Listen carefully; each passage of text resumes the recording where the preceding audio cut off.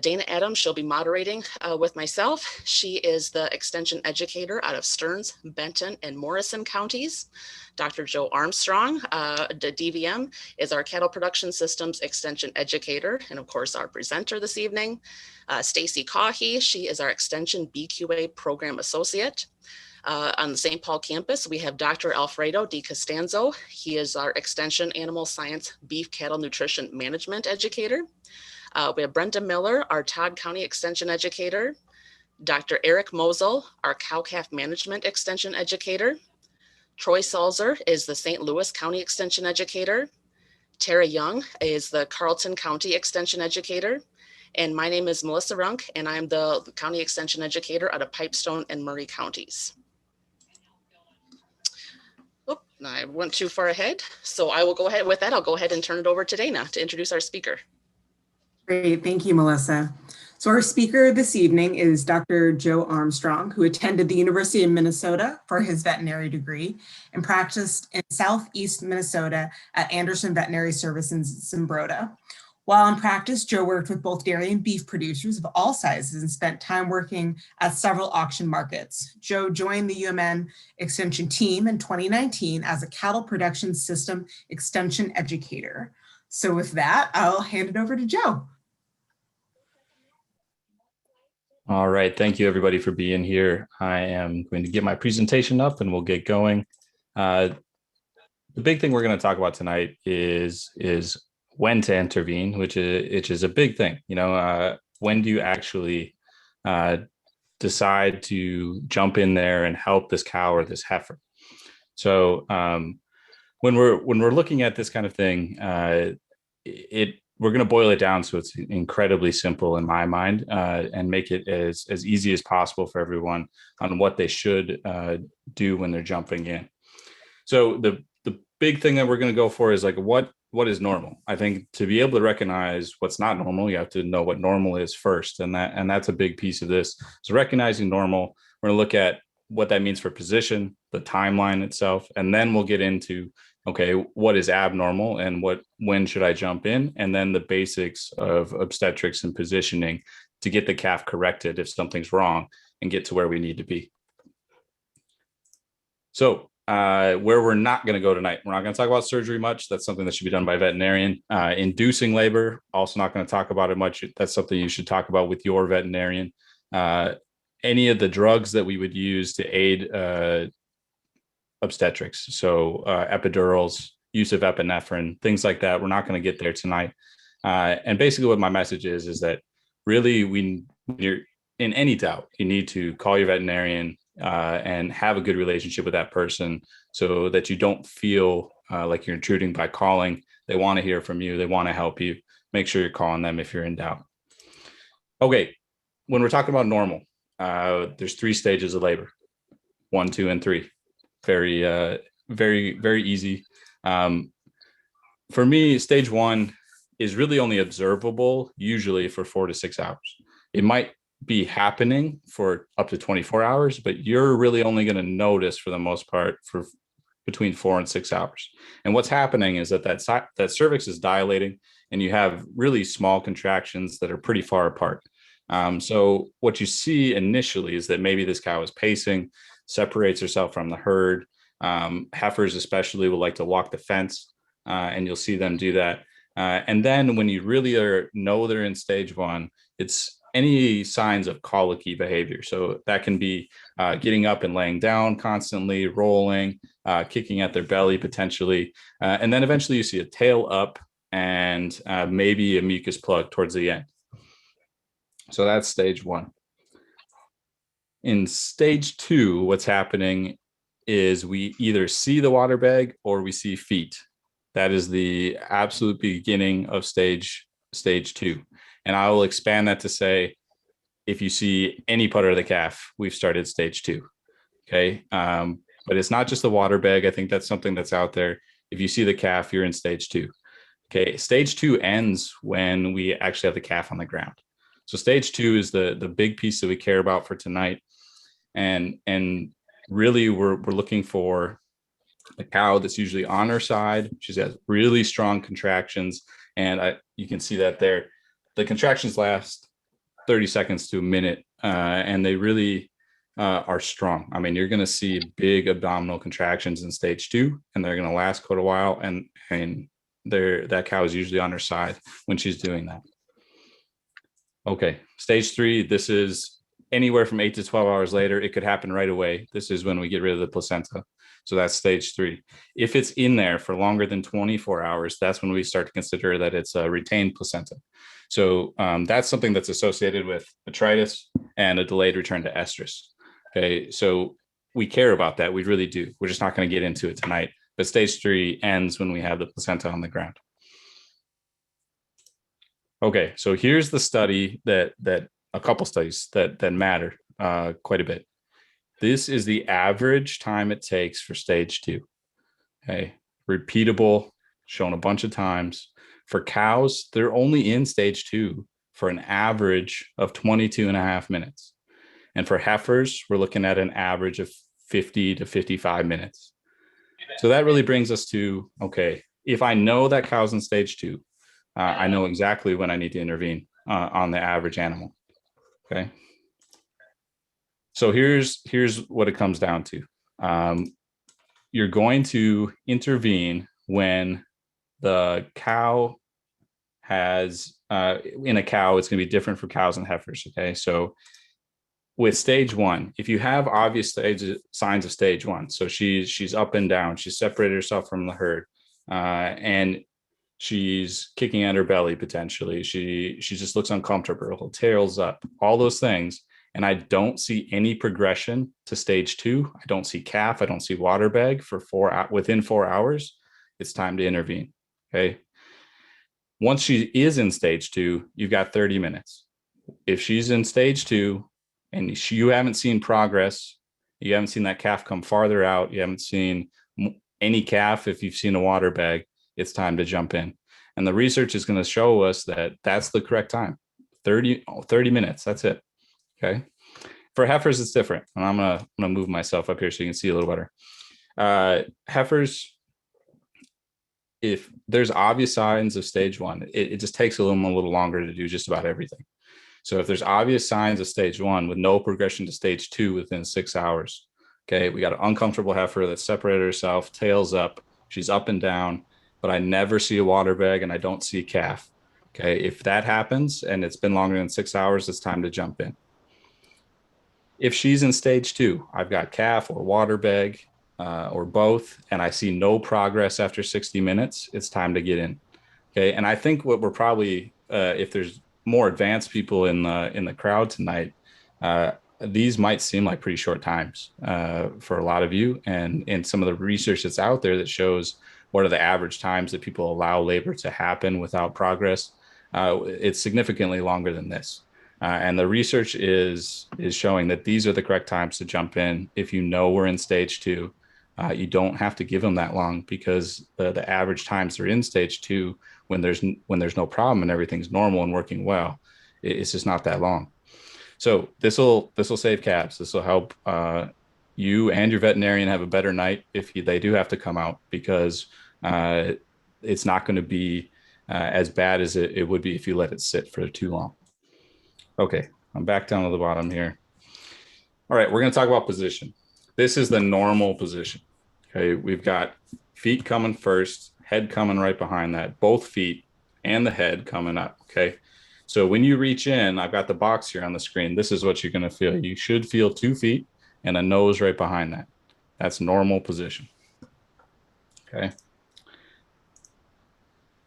This is not technically normal, but it works just fine. If you're there and you can notice it, and most cows will not have a problem with this delivering this way. But you're going to reach in and you're going to feel 2 feet, no head. And I'll teach you how to know that those are back feet, because that's something you need to know. But that's what you're going to feel in a posterior position. Legs back. Sometimes you reach in and all you got is a head. That can be a little scary at first, but it's not too hard to correct, and we'll talk about how to do that as well. Legs back is certainly not a super easy correction, but it's not the worst in my opinion. Head down also not too bad. But sometimes you got feet and you don't feel a head. And this can be a little confusing because this area here where the head is tilted down, that neck can feel like the back end. And you got to make sure that you're dealing with front feet and a head rather than back feet and a butt. Okay, breech. This is the one I think people talk about breeches all the time. This is a true breech when you've got nothing but a tail. This isn't normally how I find breaches. Most of the time when I'm on a call and I find a breach, I get there and there's just a tail sticking out and everything has progressed a lot farther than this. And that can be a tricky situation as well. But we'll go over a little bit about how to correct that as well. Okay, this is by far the worst in my opinion. I hate getting to a calving and seeing this, especially because that cow continues to push and push and push, and that head just gets farther and farther and farther back. And there's not a whole lot to grab onto. Everything's slippery. The ear is not, you can't grab it. There's just not a whole lot to grab, and things can get pushed way back, and that neck is deceptively long. So I'm not a big fan of this one, but we'll go over again a little bit about what to do about this as well. Okay, how to intervene. I've told you when you should intervene, and I think that's pretty clear, but how to intervene is a big piece. And the big thing I want to make sure everyone is aware of is that your safety is the most important thing. Yes, I am all for trying to do as much as you can for your animals, and if that means going out in horrible weather and all these other things, but your safety is most important. And to me, that starts with, especially on the beef side, and including on the dairy side too, is getting her to the chute if you can. I really think that's the first step. Getting her contained where she can't hurt you or end up in a spot where she hurts you by accident, or if something bad happens, just get her to the chute if you can. That's the best way to go. Okay, when you're first examining that birth canal, you need to be clean. Okay, I know Troy talked about earlier in the series that that calving kit, and the first thing you need is that water and making sure you have a disinfectant in it so you can get clean, make sure that she's clean before you drag anything into the uterus with you when you're going to examine her. And then this is going to be a recurring thing tonight. You're going to see that lube is by far the most important thing when we're talking about calvings. And you're going to get sick of me saying it, and I'm going to continue to say it. Lube is what you need, a ton of it. It's just absolutely necessary for every piece of this. Okay. So when you do need to pull that calf, I'm going to assume that you can get her to the chute. Okay. And what I think you need to do next, because we don't want to get into a situation where that cow is down in the chute and either choking or just down in the chute and you have no way to get her out of there. So some of the chutes obviously have a big side opening. Some of the calving facilities that Melissa and Brenda showed you earlier in the series are very simple. And so it's not a big deal to keep them in the chute. But a lot of our chutes aren't built that way. So I think the best thing to do when you get an animal to the chute is to immediately halter her. There should be a halter on her immediately. I think you can do that to protect yourself and her. And I think there's two options really when you're in the chute. Halter the cow, tie her loose so she can lay down if she needs to, and open the head gate just wide enough where she's not going to choke, but she can't get her shoulders through. And then your halter becomes the backup for that. That's one option. The second option that I like to go to sometimes is to halter the cow and then tie the halter rope towards the back of the chute. And then I'd let her back out. And I trust my halter and my knot skills to hold her. And then I know I can back her most of the way out of the chute so that if she does go down, I'm not in a situation where she's stuck in the chute and in a really bad spot. And I think that's a great way to do it if you don't have some of these facilities where it's easy to get an animal out of the chute who's gone down or get them out the side or whatever it is you have. Okay, so front leg or back leg, that's a big piece. Okay, when you reach in, I've been to a lot of calvings where I think people are confusing the elbow and the hock. And that's what I've got circled here. The elbow and the hock can feel very, very similar when you can't see. Okay. And everything's a jumbled mess. And especially if you start throwing in twins and you're trying to figure out what's going on, you need to be able to identify what's a front leg, what's a back leg. And there's a very simple way to do that. And what you do is you reach in and you're going to look at joints, okay, the whole time. So when you reach in, you're going to bend the first joint of whatever leg you have. I don't care what leg it is, just bend the first joint. Then keeping your hand on that leg, you're going to go to the next one. You're going to keep reaching up that leg and find the next joint. And you're going to bend that one too. If it bends the same way as the first joint, it's a front leg every time. If it bends the opposite way, it's a back leg. Okay.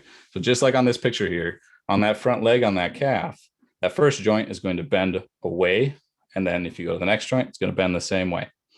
And if opposed to the back leg, if I bend the first joint, it'll bend one direction. And then if I go to the next joint, it's going to bend the opposite direction. I know that's a back leg. Then I don't have to identify the hock. I don't have to identify an elbow. I just know what's a back leg. I know what's a front leg, regardless of any structure. Okay, here's where we talk about lube yet again. Okay, it's so important. Here's some of my hacks for lube. These are not by any means trade secrets at all. I always have a jar of Vaseline in my kit, maybe a good thing to add to your calving kit. The best thing about Vaseline is it takes a while to wear off. Okay, so I can put it somewhere that I know I need it, and it's going to be there for quite a while, as opposed to some of our other OB lubes that are going to potentially wear off or get pushed out or just not be there for as long as you need them to be. Vaseline's a great option for key areas. I love to put it on the pole and the top of the head because that's an issue in a lot of times where that's going to be caught somewhere, or it's going to help on our way out so we don't tear anything. I put Vaseline, just grab a glob full, reach in and smother the top of the calf's head with it. It works really great. I also sometimes put it on the back of my hand if I'm really struggling and she's pushing me into her pelvis with something that I'm trying to manipulate, and it's going to hurt sometimes. And that Vaseline just helps you slide when you're trying to do some of that kind of thing. Now, my favorite thing to do when I know this calving's tough or it's been in there long, it's a little dry, all those kind of things, is to take a sleeve. I take a sleeve and I knot it. Okay, I tie a knot right above the fingers. So I don't have the fingers on my sleeve anymore. Now it's just a long tube. I dump anywhere from half to a gallon of lube inside that sleeve. Okay, so now I've got this tube full of lube, and I take one end and I hold it closed in my hand, and I take the whole thing inside the cow, everything in there all at once. Okay, I get it as far in as I can. Past the calf's head would be great, through the cervix for sure. And then I just squeeze the whole thing out like a tube of toothpaste, and I dump all of that lube inside. That will save you so much headaches if you're in any way concerned about how the fit is, or if it's a little dry, if it's been going on a little long. It'll save you so much headaches. It's something you just have to be okay with using a lot of lube.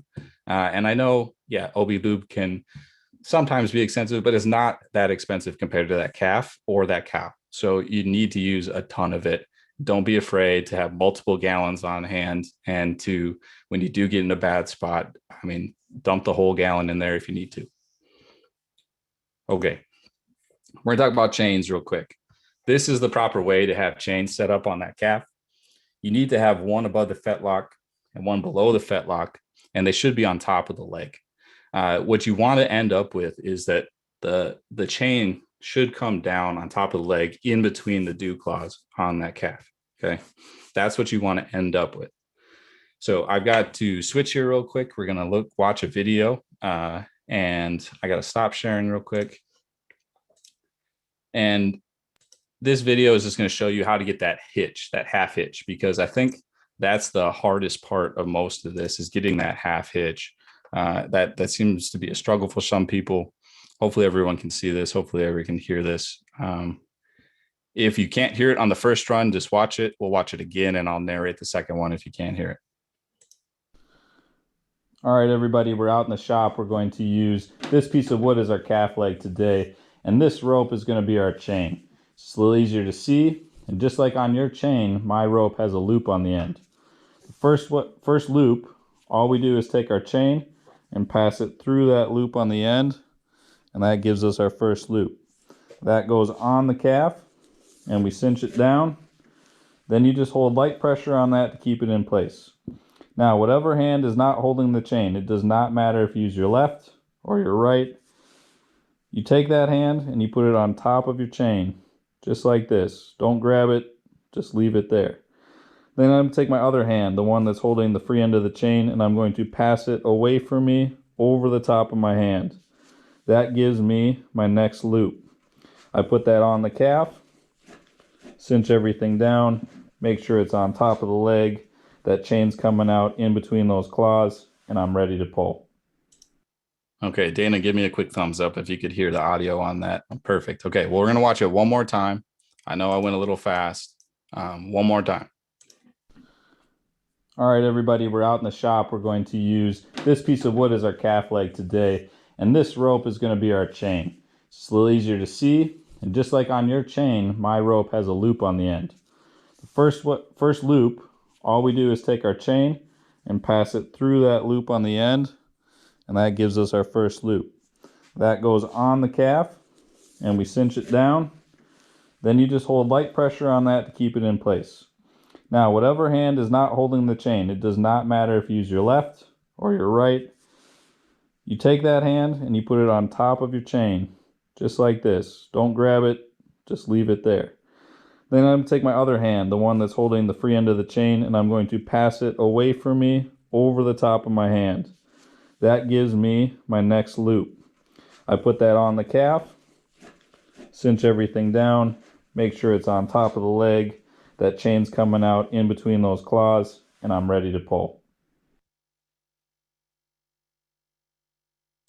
So hopefully that made sense to everybody. We can talk about it more at the end if we need to. It does take some practice, and grabbing a piece of rope and doing that is something that you can do at home, and it's just fine.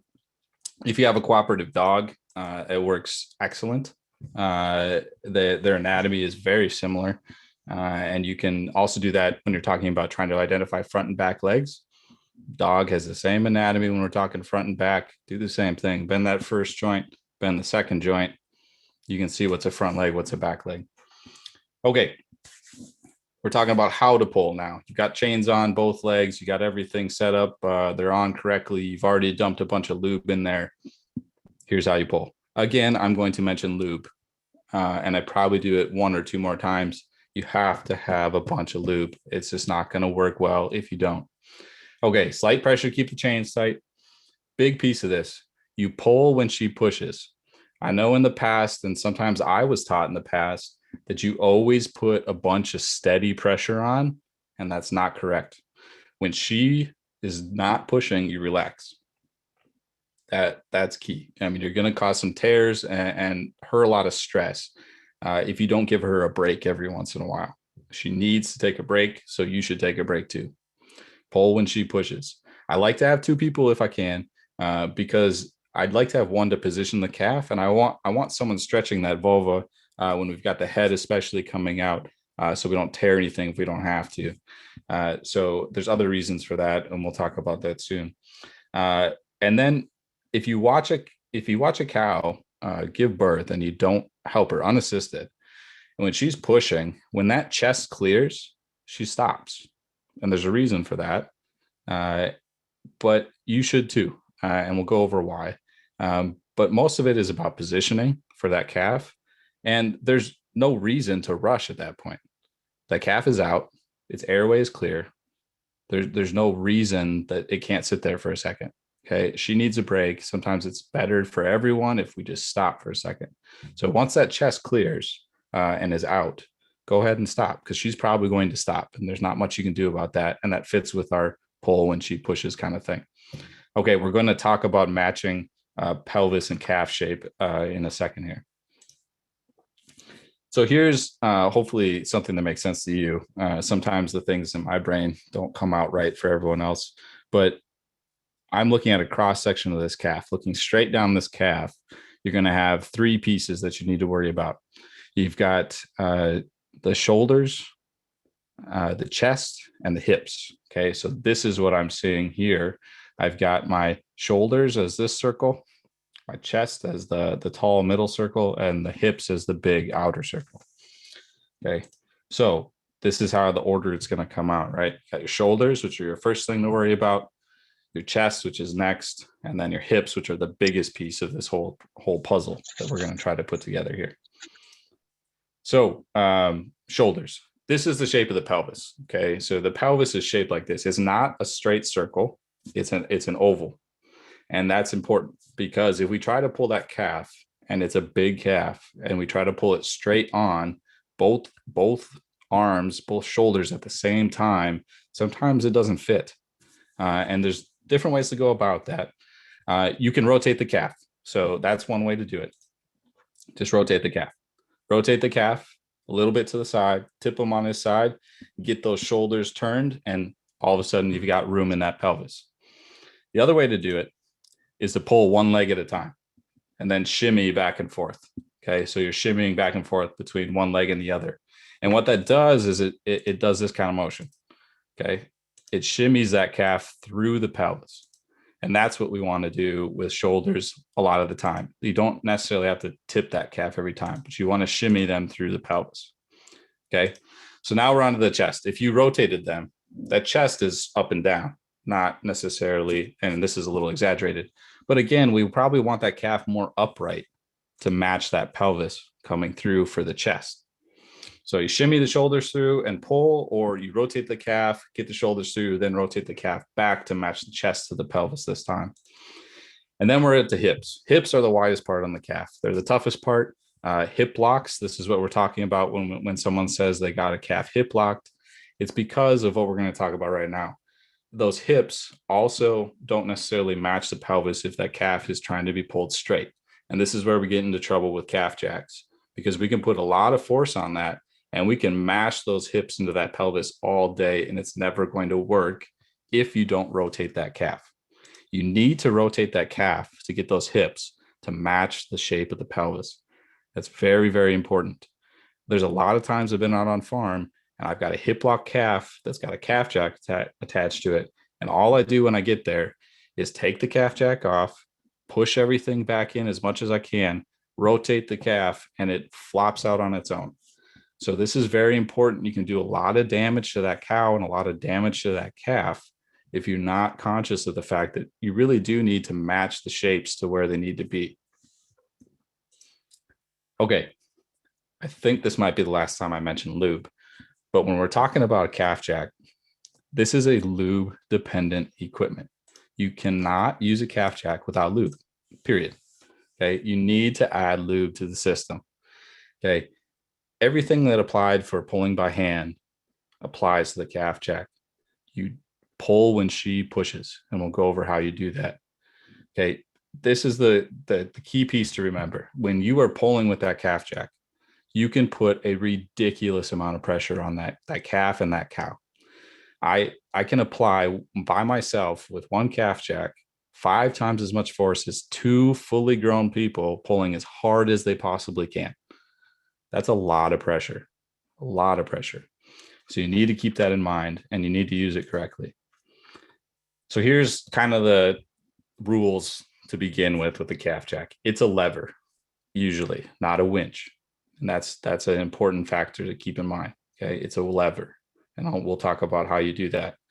You always correct the position first. You're not pulling anything out of position. You're not pulling anything with one leg back, or you're not trying to pull anything out just by the head. Okay, you correct position first, then you attach everything, and then you double check the position again before you start to pull. Okay, I lied. There's another lube slide. Okay, the first step is lube. You have to do it. You have to. Okay, lube. Okay, first thing you do is you get attached and you get tension. All you need is tension.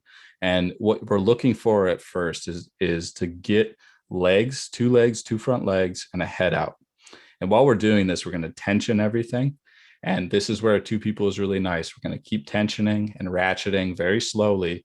We're going to allow that, if that cervix, hopefully that cervix is fully dilated, but we're going to allow everything to dilate. We're going to allow that vulva to stretch. We're going to take the time to put Vaseline on top of that calf's head as it's coming out, and then add more lube to the system as we're trying to get everything past the vulva.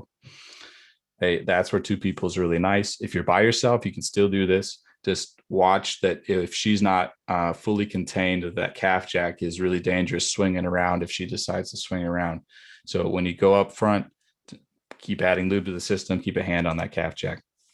Okay, I apologize for my art skills, but when we get legs and head out, this is kind of where the game starts to change. We're just pulling straight back. We're just using the calf jack, and it is technically a winch at this point, not a lever. But when we start to see shoulders, we're going to begin our lever. Okay, this is where we start our lever action. The pelvis is shaped like it's shaped kind of like a hook like this. Okay, so we need to take advantage of that shape because that pelvis opening is shaped like a half dome. It's not straight. We need to take advantage of that. And we're going to do that by creating a lever with our calf jack. So we're no longer going to just use it straight back. We're going to first get just enough tension that we have tension.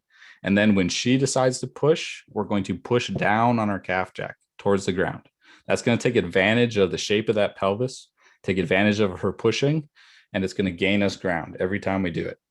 So all I do is hold it down until she stops pushing. And then I pick the calf jack back up, back to level, and I reset, get my tension, and I wait. And then when she starts to push again, I push down again. Okay, and that takes advantage of her strength because she's stronger than you by a lot. And it takes advantage of the shape of her pelvis, and it uses the calf jack correctly. Okay. When we get to the point where that chest is about to clear or it has cleared, we need to pause like we talked about before. And most of the time I like to detension at this point just a little bit because what I want room to rotate that calf so that I can match my hips to the pelvis. Now, if this is an extreme situation, most calves are going to rotate on their own. And that's what I'm trying to say is if they do start to rotate on their own, don't stop them. They're doing that on purpose, and it's because their hips are trying to fit through that pelvis. On really, really big calves, you need to do that yourself. And if they're not doing that as you're pulling, once you get that chest clear, you need to rotate them. And so sometimes to do that, you have to take the tension off to get that done. 2 ways to do that. You can actually let the calf jack go. That's a recipe for pinched fingers a lot of the time. So if you're comfortable doing that, that's fine. If you aren't, then a lot of times, especially if you have 2 people, if you pick that calf jack up high enough, you'll take some tension off enough to rotate that calf. All right. So rotate and then pull, or pull and then rotate. I don't care which one you do. When I'm by myself, most of the time I detension or I figure out how to get tension off of everything. I go and rotate the calf and then I pull. But if you have 2 people, it's really nice to continue your rhythm. And as you're doing this, when she takes that pause, when that chest comes out, to have someone else helping you with that calf at the same time, it helps a lot to just keep that rhythm going and go and rotate as you're pulling. Okay, so now we're to rules that I think are going to save you a lot of headaches. Okay, these are 3 common positions where the first step is pushing everything back in. Okay, if I get there and all I've got is a tail, I can't do anything until I push that calf back in pretty much as far as I can.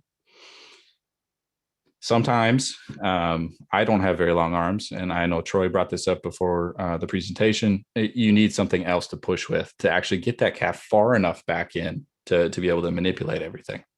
I use a speculum. I think Troy said he uses a small plunger, and that's a really good idea because then you don't have anything that could potentially poke through the uterus while you're in there. That's a great idea. And you can put that, you can use that as a lever, even when you can't fit 2 arms in her. You can then use that to push as you're using your arm to grab something else. But the first step for a lot of these things, after you've identified what position you have by identifying front, back legs, and head and or tail, it's getting everything back in. Just push it back in as far as you can.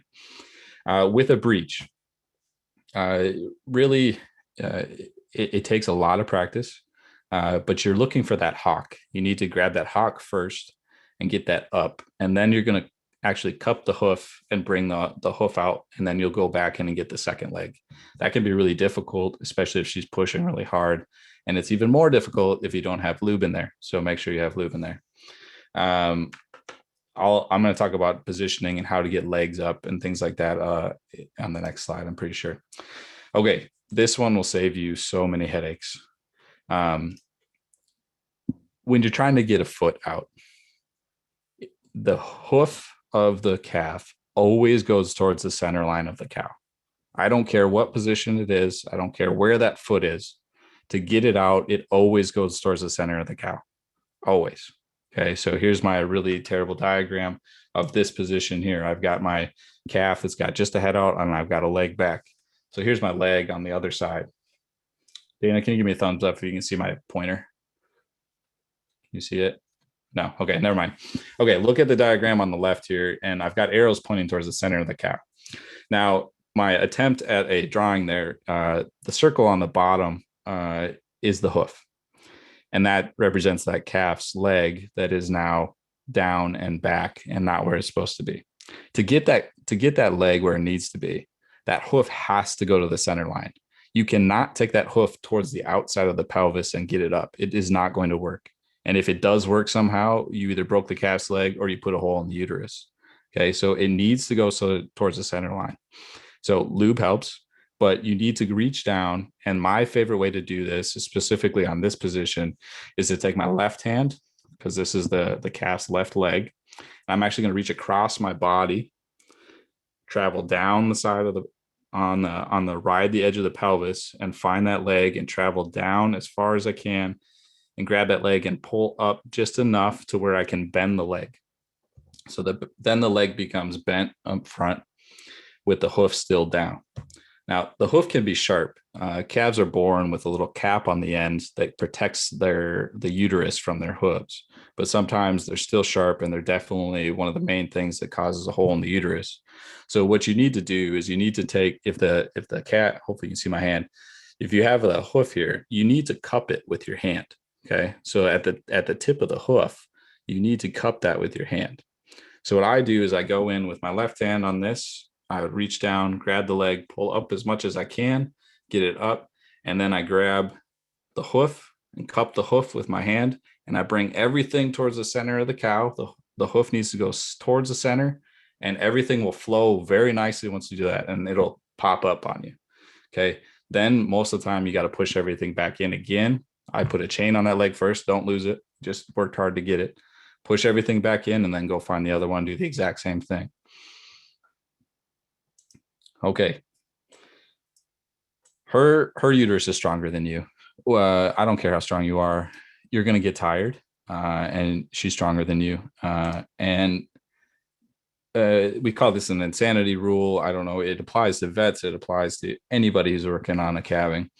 You're going to get tired, and you cannot continue to try the exact same thing over and over and over again without results. Okay? If you don't have progress for longer than, and you're trying to do the same thing for longer than 10 minutes, you need to rethink the game plan and continue to switch it up until you're out of options. And for me, that's when you call the vet. Now, for some of you, you're going to exhaust a huge list, and then you're going to call the vet, and the vet's probably going to come out and do a C-section.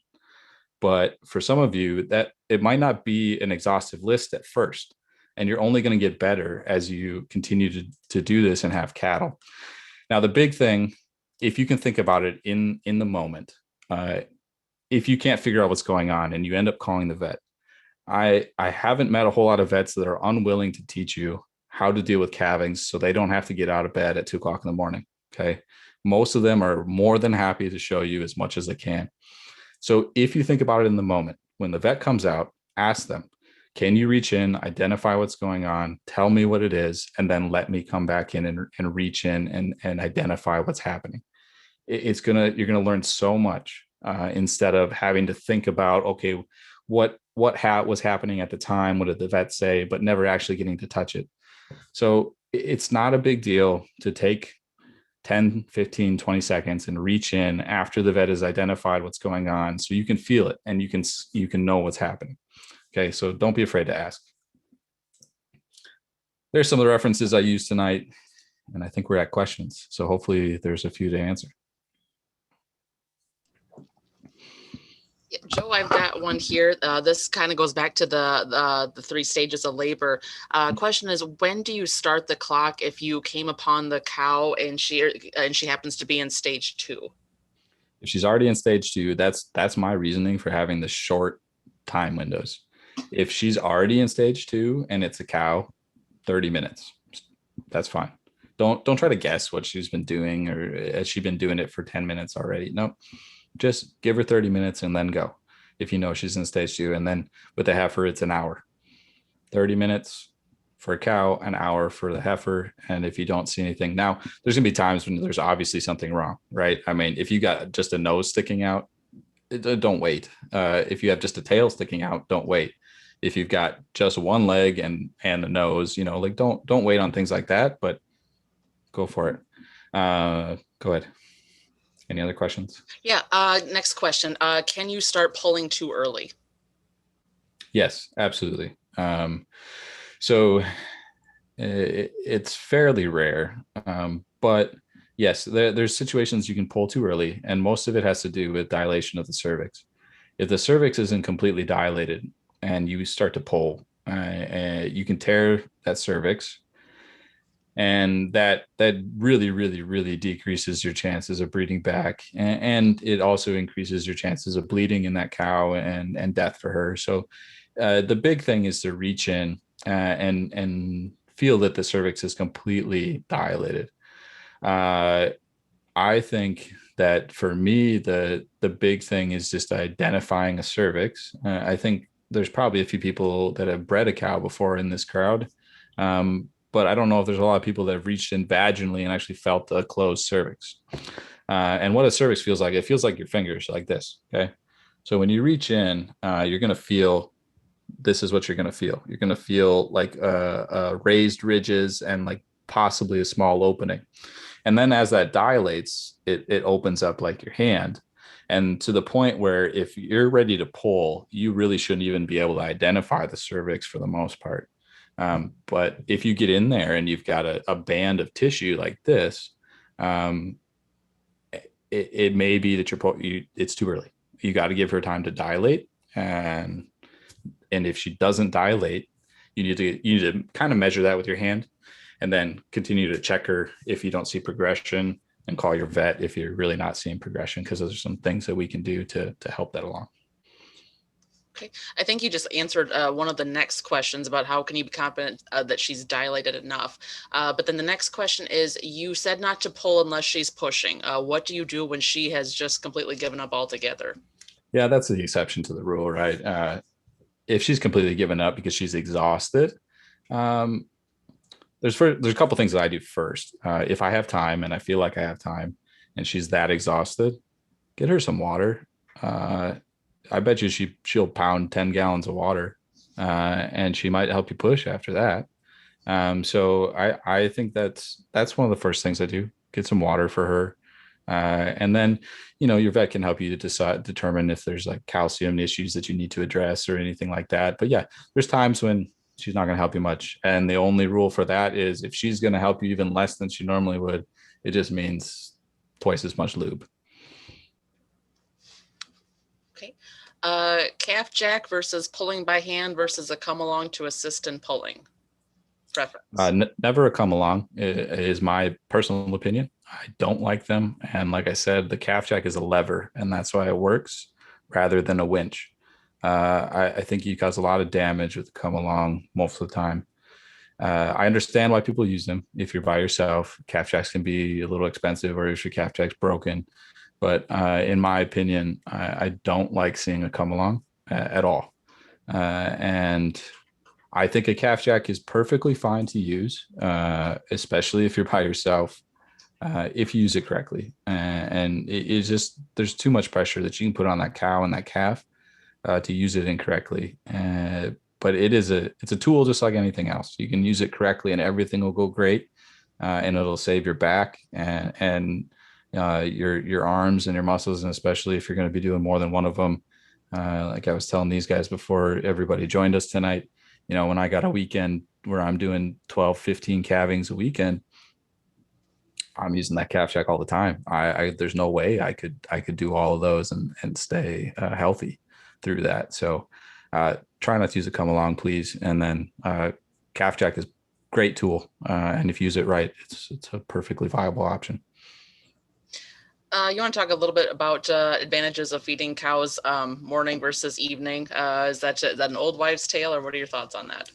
No, the research is really good. The research is very, very good. If you do it correctly, you can really program your cows to calve during the day. And that research, and you're gonna have to forgive me because I don't remember who did it. But sitting right here, I'll look. Yeah, thank you. But you're feeding in the afternoon instead of the morning. And if you do it late enough, I think the time they suggest is 4 o'clock. And that will allow you to push. I think the study shows 80 to 85% of your calvings during the day, potentially even higher than that. So that it's not a wives' tale. The research is really solid, really good, and it works really well. Dr. Joe, some of the folks that work off the farm, they actually adjust that and they feed it in the morning instead, so they get more of the calvings at night because that's when they can be around to watch. Oh, and that works just as well. Yeah. If you want to be up at night, if that's or you maybe don't want to, if you have to be out there at night, that works just as well. And yeah, Troy's got you got to watch Troy's calving kit video so you know what you need to have so that can go well at night when it's cold and everything else, because it just makes it that much more challenging.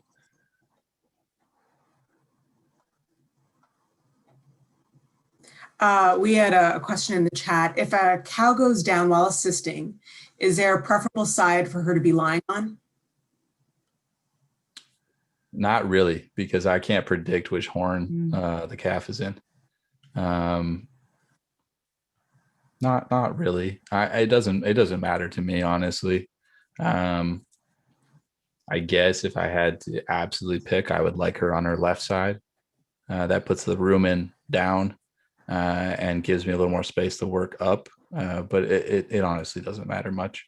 If she does go down, the calf jack works the same way. I think that's important to remember. The calf jack works exactly the same. You bring it back up to level with her, parallel with her spine. You get just enough tension, and then you work it down. And it is very much worth your effort to get her positioned correctly to be able to do that. Another question we had was calf jack with alternating ratcheting side to side or a single winch? It doesn't matter to me, honestly. The ones that ratchet side to side, the reason they do that is why we talked about with the shoulders, right? Being able to shimmy those shoulders one at a time and work their way through the pelvis. That's why they do it. Those are also the best way to pinch your fingers ever. Like, they basically invented a finger pincher, not a calf jack. So I am actually a fan of just a single lever because I like a smooth handle, simpler. I like less pieces, less complex. That's my opinion. Mostly because, yeah, I've stitched up my own hands from those other calf jacks, and I don't like them. Dr. Joe, is there like any way, as far as I follow Dr. Cody Creelman, like as far as are there kind of some telltale signs you could talk about, or do you feel it's comfortable sharing them? Like I'm just thinking about like the legs crossed over one another. Like, is that kind of a telltale sign that what, this calf isn't coming out the back? I should probably be getting hold of my vet. Or what are your thoughts that like when should people stop? Yeah. It's a learning experience, and yeah, shout out to Cody Creelman, Palpation Nation. I think the big thing is, yeah, when we're talking about the cross legs, that's because there's so little room in the pelvis that the shoulders can't get through, and you cross legs because everything's pinched. Again, I think you have to stick to the 10-minute rule. If you're trying something for 10 minutes and you get nowhere, you need to switch it up. And then when you're out of options, you got to stop. for me, again, it's about using the calf jack correctly. If you use the calf jack correctly and it's not going anywhere, chances are it's time to call someone. Okay. Don't start using the calf jack incorrectly because you think you're going to make it work. A lot of times it's not going to happen. You think about I like to look at, okay, if you reach in and you feel that calf shoulders, you need to go to that pelvis and kind of take a measurement with your hand, like get on that pelvis and check the width and rotate your hand in there. And if you get to that calf and remember that the hips are the widest part. So if it's really, really, really difficult to get those shoulders through and you're really struggling, chances are those hips aren't coming out. So you need to, it's better to stop if you do really, really, really, really struggle with the shoulders and you somehow get them through, just stop because chances are those hips aren't coming out. And especially if the calf's not alive, you got a lot of time to get that figured out and get a vet out there to do a fetotomy or whatever else we need to do at that point. I don't mind a lot of times doing fetotomies when I have half the calf already. I can split hips and get pieces out in big pieces instead of having to go really small or do a full fetotomy. And if I have to, we can still do a C-section by cutting the calf in half and putting everything back in, or putting the whole calf back in, which is not recommended, but it's possible. So I think gauge everything off the shoulders and you'll get a feel for it pretty quickly. Okay, another question. How far would you pull each leg when trying to switch back and forth? It's not that much. It really isn't. When we're talking about those calf jacks that alternate, they alternate, like maybe an inch or two, maybe 3 at the very, very most. It's very minimal. So just think about, like, all right, if you were going to try to shimmy down a long pipe, you wouldn't just mash yourself in there, but you would shimmy just a tiny bit to try to work things through. It doesn't have to be that very, very much, like a couple inches at a time. Got another question here. Somebody, they lost a bull calf last night, found a first-time heifer trying to push it out with 2 chains, and the 3 of us plus the vet, we got him out. He was head first. However, when the head came out, the tongue was swollen, no eyes moving, but had a strong heartbeat. What could they have done differently? It's a really difficult situation in that point. You need to stimulate breathing. And this is something that I think Dana and Eric are going to talk about in the next part of this series, is how to do some of that kind of thing. Stimulating breathing at that point when you've got a swollen tongue. I like to load up that calf with dexamethasone, which is a steroid to decrease inflammation. And there is a drug that's available to veterinarians called Dopram. I like to use that it's a breathing stimulant. There's also a lot of other things you can do. I didn't go over this, but we need to real quick. When you're pulling a calf, if you're not on concrete, let that calf hit the ground. Don't catch it. Like hitting the ground and getting that stimulus is what causes them to take a big gasping breath. And you want that. That's what we want. We want that calf to take a big gasping breath. So if you're not on concrete, and even on concrete, if you're not that high up, let that calf hit the ground. Like, don't catch it at all. Let it hit the ground. It's going to be fine. And it's going to take a big gasping breath. So everything else that we do is basically geared towards that. We want that calf to take a big gasping breath. There's a couple things you can do. I don't want to get into it too much because Dana and Eric are going to cover this. But calves on the ribs have a nerve that if you stimulate that, it'll cause them to breathe. It's a reflex.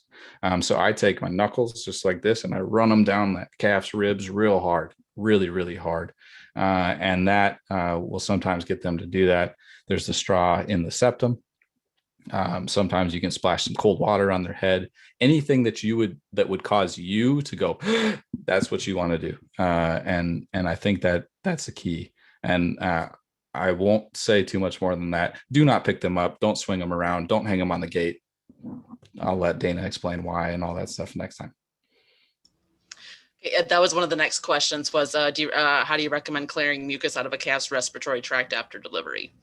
So we're going to cover this, I swear, and I hope everyone comes back. It's not in their respiratory tract. The mucus that you see come out of their nose and their mouth is in their stomach. And anytime you pick that calf up or hang them on the gate or swing them around, all you're doing is taking all of the GI contents and pushing it into the diaphragm and not allowing that calf to breathe. So you don't need to clear the mucus. You just need to stimulate them to take that big gasping breath.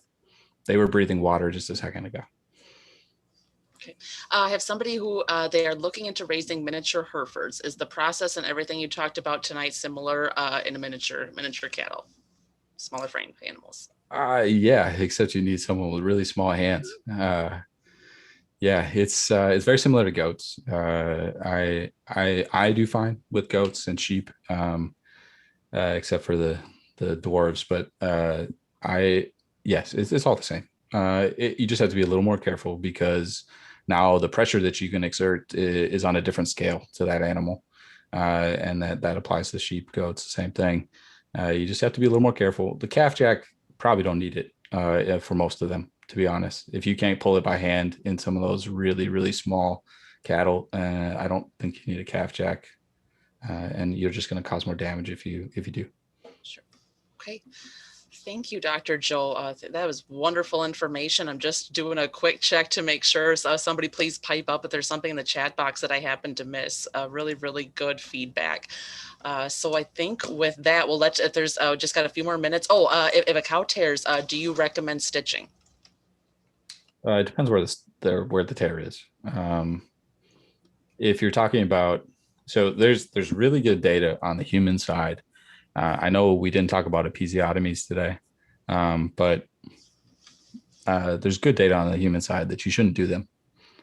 You should allow things to tear if they're going to tear.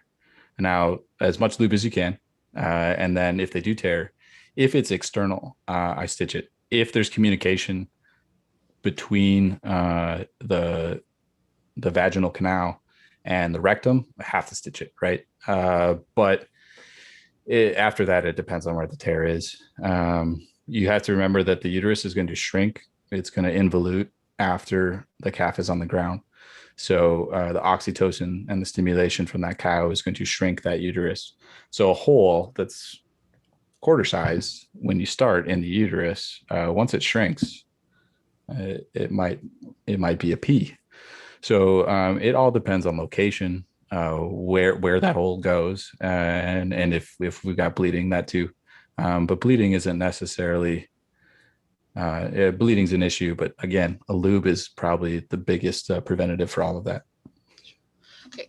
Can you touch again about explain the importance of letting the cow rest after that calf's chest is out? Yeah. So what's happening in most situations is that calf is trying to match the pelvis, or the cow is trying to help herself match the calf to the pelvis by pausing. And it also gives the calf a break. We didn't talk about how stressful this all is for the calf, but it's just beneficial for everyone to take a break, because there's absolutely no benefit to rushing at that point. It's to the point where, okay, the calf is out. It can breathe. It's stressed. Might as well let it take a break. And usually what happens is we've been putting a lot of pressure on something, right? So there's a ton of pressure, and then we get everything out. And then when you pause and let everything relax, that also allows that calf to twist. And so what you'll see cows do is they'll get that chest out, they'll pause. There's no reason to rush. They can take a break. The calf can take a break. And then the next push, the rest of the calf comes out. And that's because we've allowed everything to match. So if you don't pause, you potentially don't match the hips to the pelvis, and you're creating stress that there's no reason for at that point. There's no reason to rush. That's why you wait. The very next question is, just give us like time frame, minutes. Once the chest is out, how long can it hang out in the pelvis with no risk? With no risk, if that there, I mean, if the calf's not stuck in the cow, as long as that cow wants. I mean, most of the time, cows are going to take a 1 to 2, 3, 4 minute break at the most. But yeah, if they want to lay there for a half hour and you can see the calf's breathing and the cow's breathing and everything, it's fine. Okay. If the calf is backwards, how far out can he get before the cord breaks and you run out of time? So once you see everything's on the leg, right? So from what you see, there's the pelvis is inset quite a bit in the cow. The pelvic canal is inside the cow quite a bit. So yeah, you don't pause. Definitely not a pause. Once you see hips, once you even see tail, I'm pretty sure my hips are all the way through the pelvic canal already. There, you don't wait. At that point, you need to go because yeah, that cord is probably disconnected and it's time to go. So yeah, don't wait at all. Okay. I think that is, Dr. Joe, one ahead. final question. You mentioned safety.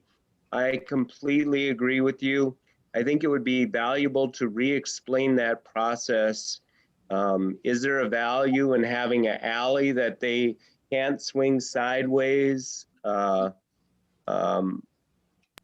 Give us a little bit more detail, because once you get that calf jack attached to that cow, it can become very dangerous very fast. Yeah, and I think this is where it would be beneficial if you haven't watched it to go back and watch Melissa and Brenda's talk about facilities and look at some of the pictures of what they're using for calving facilities.